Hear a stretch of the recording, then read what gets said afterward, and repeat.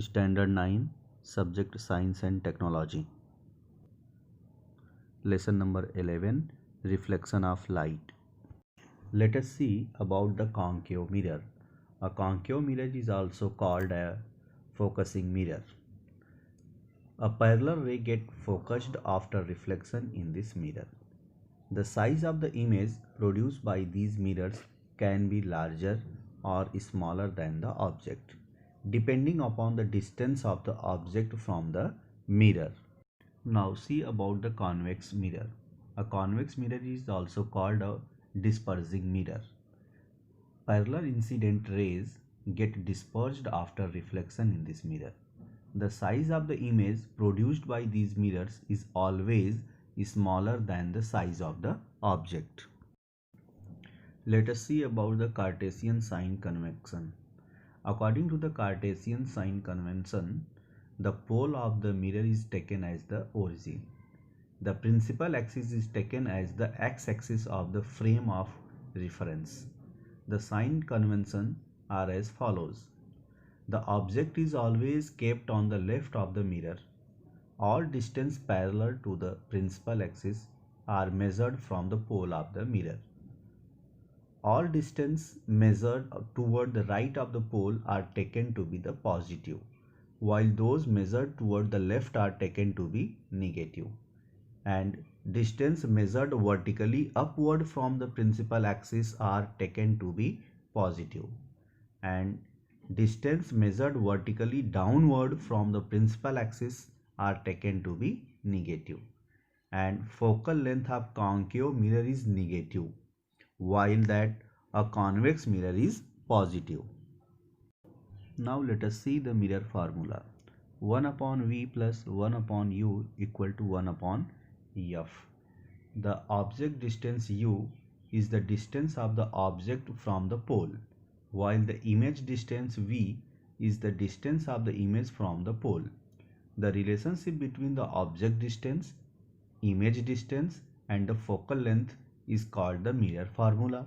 This formula is valid for all spherical mirrors for all position of the object under all circumstances.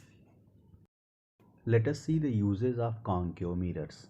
Concave mirrors are used in barber shop, dental hospital. If the object is placed between the pole and the focus of the mirror, an erect virtual and magnified image is obtained. Second, concave mirror is also used in torch and headlamp of vehicle. The source of light is kept at the focus of the mirror, thus a parallel beam of light is obtained. Now see the third, floodlight. The source of the light is placed a little beyond the center of curvature of the mirror. This gives a bright beam of light. Last one, see, various equipments using the solar energy, sun rays reflected by a concave mirror come together in the focal plane. Now see the uses of convex mirror. Convex mirror are used on the side of the cars are convex mirrors. Big convex mirrors are fitted at the gate and in square. Now let us see the magnification due to spherical mirrors. The magnification due to spherical mirror is given by the ratio of the height of the image h2 to the height of the object h1. This tells us how the large image is as compared to the object. Magnification equal to height of the image upon height of the object means h2 upon h1. As the object is always kept above the principal axis, its height is always taken to be positive. For virtual image, height is positive, while for real image, it is negative. As the object is kept on the left of the mirror, its distance is always negative.